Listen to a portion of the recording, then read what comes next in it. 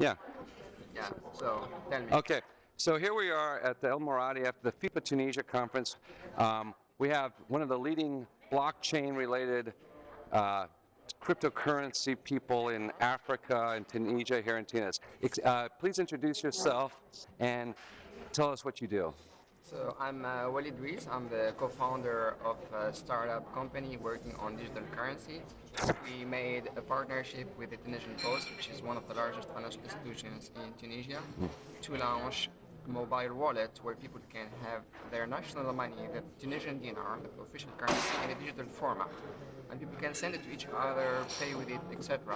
So having all the power of digital currency in their hand, and this is the first time, I think, even in the world, that people can use a digital currency for their national currency to do their day-to-day business, basically. And also, I'm the co-founder of the Dubai Global Blockchain Council.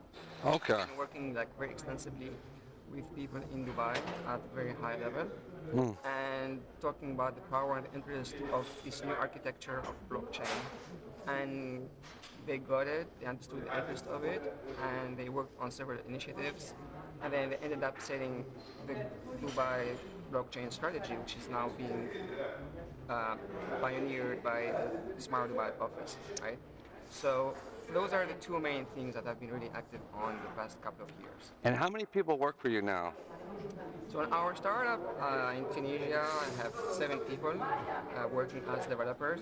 So they work on the platform, which is now up and running with a live service, running digital mobile money for the La Poste customers.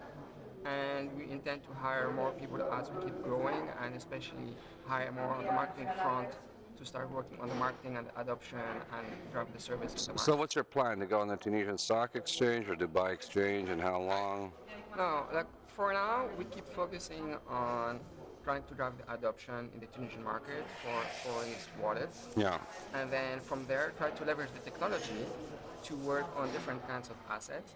So we have already prospects with different people in Africa and in Europe and in Dubai to use the platform for either money or other kinds of assets, and then we'll see how it goes depending on how these prospects. So your success in Tunisia is probably based partially on the fact that the dinar is not a convertible currency. It's hard to either get money or send money out of the country. Is that the key?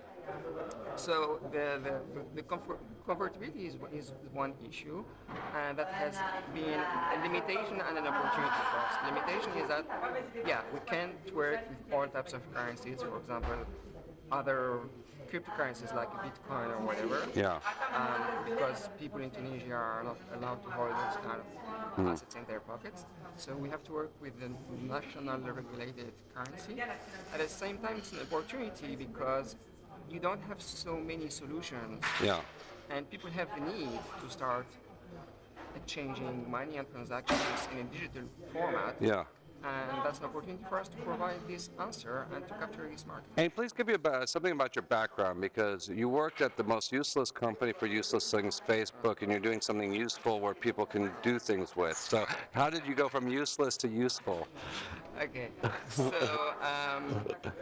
I started with useful things like doing engineering studies, working for telecom companies, bringing this connectivity to the world so we can communicate and interact, etc. Then I moved to consulting and then to Facebook. I wouldn't call them useful. There's some utility to that. I mean, that's your judgment. Useless? No, it's for like little kids and stuff and unemployed people and people in underwear. Yeah, and yeah. A different view.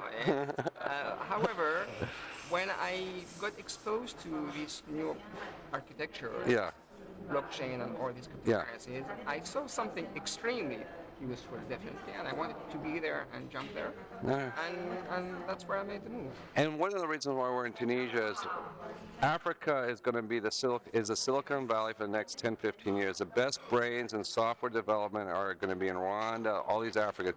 It's replacing India. In America, unfortunately for Facebook and Uber for dogs, the best engineers are being paid $250,000 a year to make useless apps. People are making applied technology are here. Tunisia is the best gateway. You have people like yourself who are world class and competitive with Silicon Valley, who are both knowledgeable. You're trilingual. Arabic, English, and French. Right. You have an understanding of culture and the international thing, because in Tunisia you can do work in Dubai, in the Gulf, you have all of Africa, plus you have all of Europe, Right. France, Italy, and stuff. So this is, and also people have to remember Hannibal and the Carthage Empire, that little place. History. Yeah, a little history. Right. Okay, but thank you very much. Thank you. Thanks, Peter.